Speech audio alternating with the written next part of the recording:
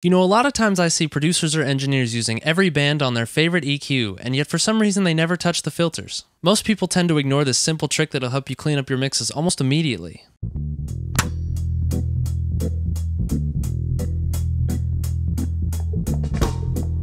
Hey guys, Jake here from Mix Philosophy, and this week I'm going to show you how to use the high and low pass filters to create some space and clarity in your mix. If you just want to cut to the chase and you don't want to listen to my explanation, click on our timeline below to skip to the A-B sections. So the purpose of the high and low pass filters is to carve out space in your mix, specifically so that frequencies on the extreme low and high ends of the spectrum can cut through more easily. Essentially, whether you're using audio you've recorded yourself or samples that have been previously recorded and processed, it's likely there's a little bit of extra noise in there we could clean up with a filter. So between the two filters, I definitely use the high pass the most. The reason it's called high pass is because all the frequencies that are above the threshold will pass through. It's kind of counterintuitive, I know, but it makes sense in practice. The intensity of these filters is measured out in decibels per octave, which is basically just the sharpness of the curve. Some EQs have filter bands that will give you a slight resonant boost wherever you have the threshold set. That's useful, just be aware of it. So when you're mixing a lot of elements together, the individual pieces will likely be taking up much more of the frequency range than you really need them to. A lot of elements that are recorded live will tend to pick up frequencies in the sub area, and quiet as they may be, they'll diminish the overall clarity of your sound and interfere with your mix bus. Now you don't want to cut too much out and start messing up the sounds that you do want, but the high pass filter is a great way to clean up your low end. On the other end of the spectrum, we have the low pass filter. I find it's incredibly good for balancing out a high shelf without sacrificing any of the clarity and brightness. Your vocals might sound great at 10 and even 12K, but maybe at 16 we're pushing it by boosting so much. A good way to even out the tone is to take a little bit off the extreme high end. Now let's jump into Pro Tools and take a look at some examples. So here I have some royalty-free stems that I put a rough mix on using only EQ, a single reverb, and a bus compressor. I've used a single EQ on each track, and I've used the high and low pass filters where necessary. Let's take a listen with and without them.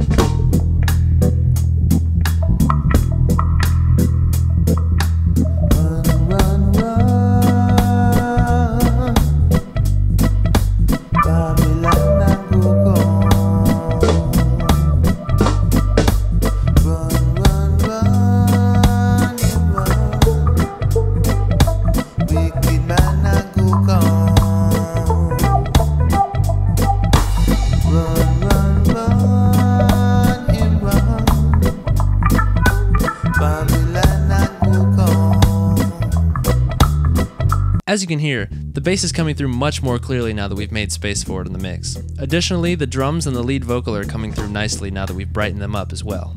Let's take a closer look at some of these channels. What I've done on most of the channels is just scoop out some low end for the bass to come through. Specifically on the drums, there's a lot of muddiness going on in the overheads and the snares, a lot of things that just have a really high register and don't need it. I've taken off some of the extreme high end too on some of these, like the hi-hat and the overhead, although I have brightened up here just to make it sound a little nicer. We've actually taken some of the low end out on the bass too, some of the super sub, just because we don't need it, and it actually helps some of the 60-80 range shine through a little easier because it's not being muddied up by the super lows. So as you can see for the electric guitars, I haven't done a whole lot here. I've pretty much done the same high cut for every channel, and then on this fourth one I've done an additional low pass on the high end. Keen-eyed viewers might notice a trend here as I pull up the lead vocal. I'm not really processing all that much. I'm keeping all the natural tone and just mixing it together, but I'm just scooping out what we don't need and adding a little bit of clarity to things that can benefit. So let's A-B again with everything before we move on to our next example.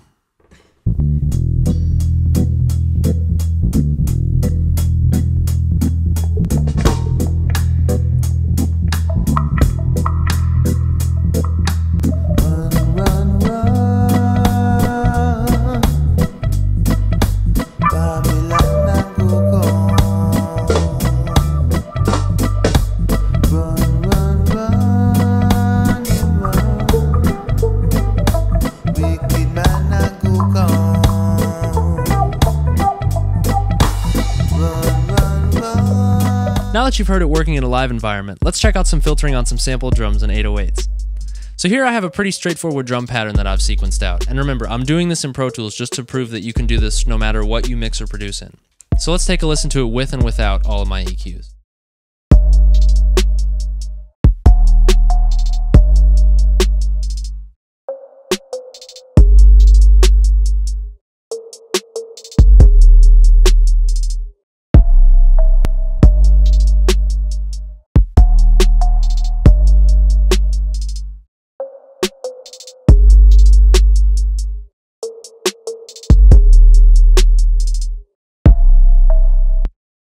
So now, using only the filters and a few choice moves on the EQ, we've managed to get the drums sitting really well together, and the bass is cutting through nicely. Let's take a closer look at where I have some of these filters. So as you can see, the concept is pretty much the same here as before. We're cutting out a lot of low end here so that the bass can come through, and then we're making some space on the extreme top so that the hi-hat can shine through. See that we brighten this up here and cut a little bit off right around 15K.